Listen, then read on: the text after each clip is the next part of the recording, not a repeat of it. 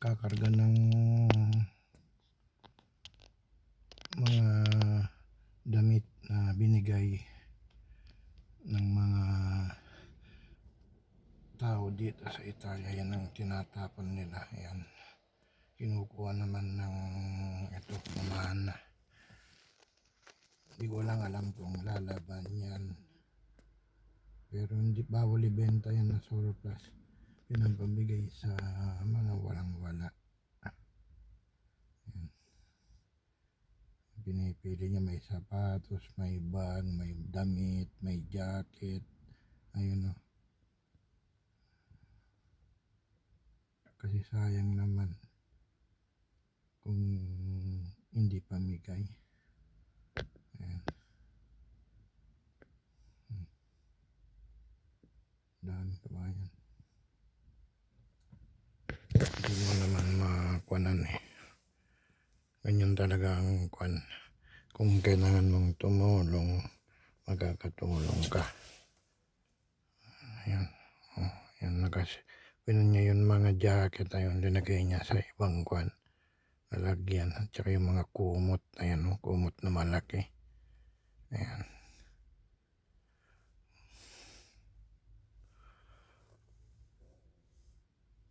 Bali, nakakuan na siya.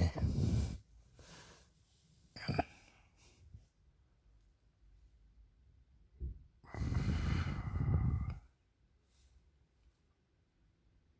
Ito naman yung kuan ng bote.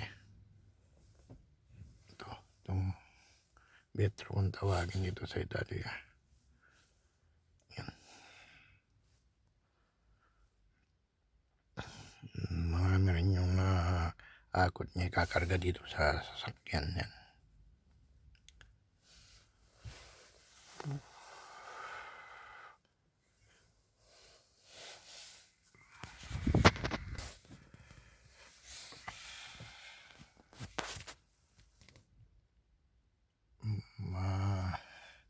Habang nandito tayo naka-parking, tinitignan din natin yung mga ginagawa ng tao na nag-aakot ng mga lumang damit. Ayan. Mga sapatos, damit, bag, basta nag-halo-halo yung gamit ng tao. Ayun. Ayun.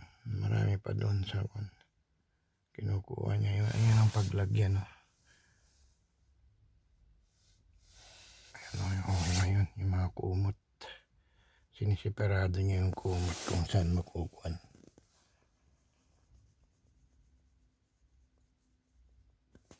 Ayun, yung kumot. Linabas na niya naman.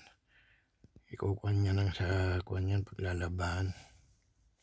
O paano ka ba yan? Hanggang dito na lang. Sana nagustuhan niyo itong video ko dito sa Italia. Kung paano ginagawa yung mga lumang damit at ipapamigay sa mga tao na medyo nangangailangan.